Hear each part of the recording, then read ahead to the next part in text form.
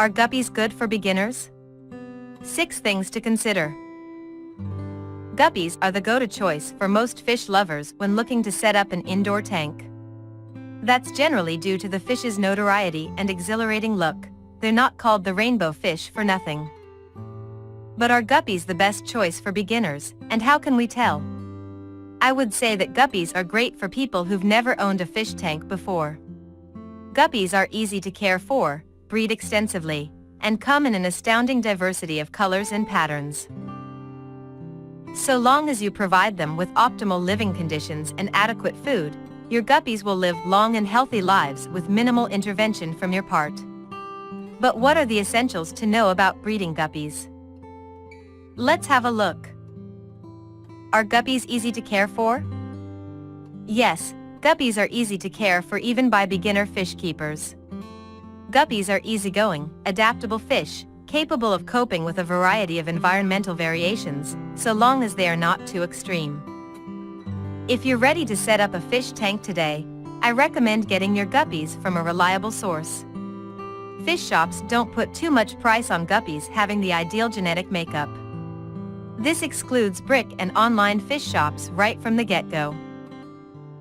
This can provide you with guppies prone to various conditions, with compromised immune systems, or subpar genetics.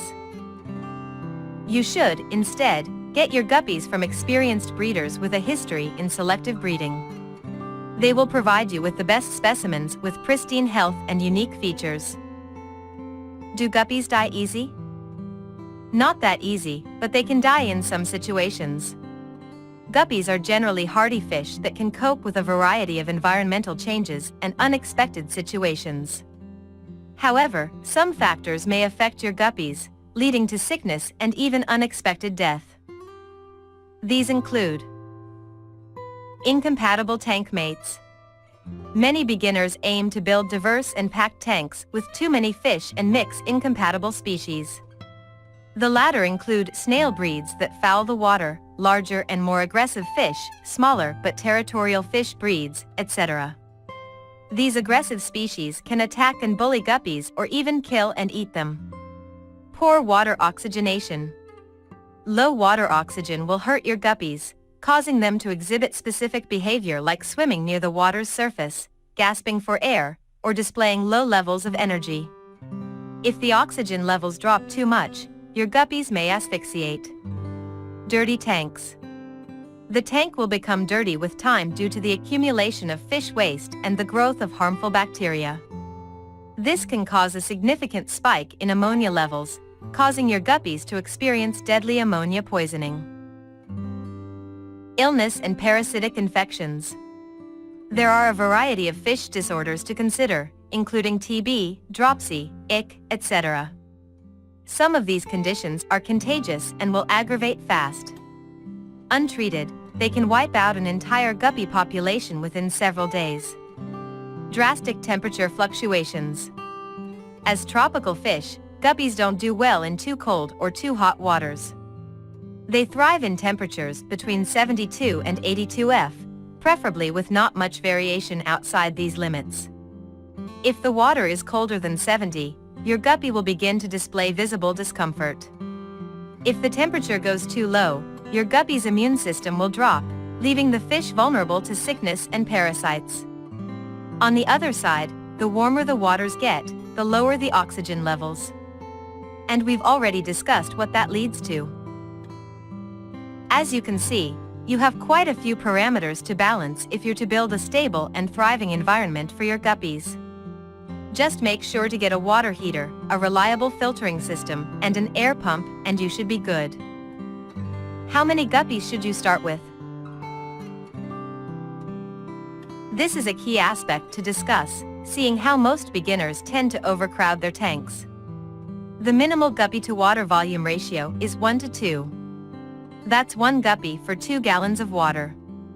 A 10-gallon tank will hold 5 guppies, a 20-gallon tank will hold 10, and so on. If you're new to the whole guppy breeding business, play it safe and start with a 10-gallon tank. You can move on to a larger one once you've figured out the essentials. A key point to make here, calculate the tank size accurately. The 1 fish per 2 gallons rule won't allow you to have 5 guppies in a 10-gallon tank. That's because you won't have 10 gallons of water available. The tank can hold 10 gallons of water but nothing else, and your tank will contain a variety of things. These include the fish themselves, plants, substrate, a filter, various aquatic decorations, and caves, etc. These will diminish the available volume of water dramatically. Calculate the space accordingly to prevent overcrowding, which can prove deadly over time. How do you take care of guppy fish? There are several aspects to mention here.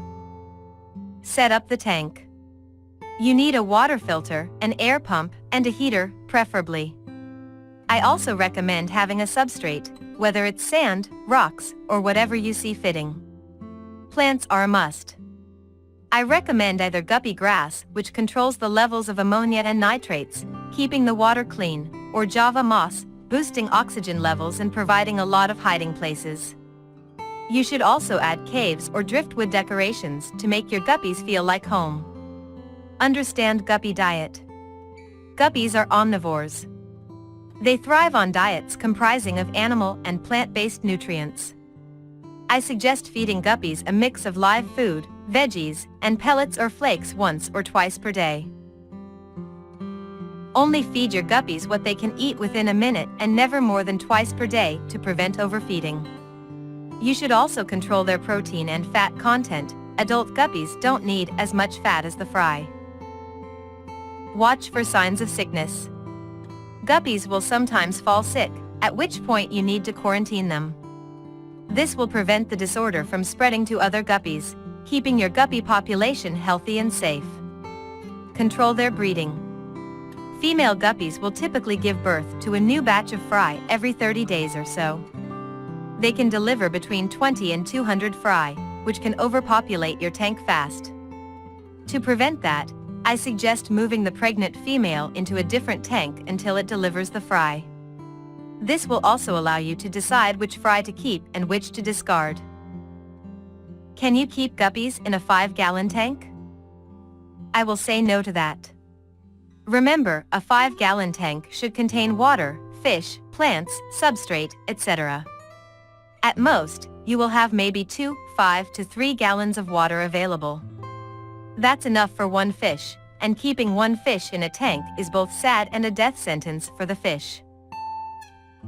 I recommend a 10-gallon tank at least and go from there. If you have the available money and space for it, going for a 20 or even a 50-gallon would be ideal. This will allow you to play with many variables, add more fish, mix multiple fish species, and craft a unique-looking aquatic environment with plants, caves, etc. Can you keep a single guppy fish? No, you can't.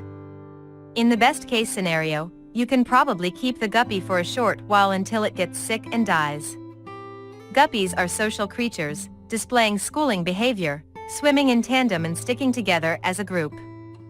They are the most healthy and active when in the presence of other guppies. A lonely guppy won't die of loneliness, but it will experience accumulating stress over time. This will affect its immune system, opening the door to infections, parasites, and various health problems. And this is what can kill your guppy with time.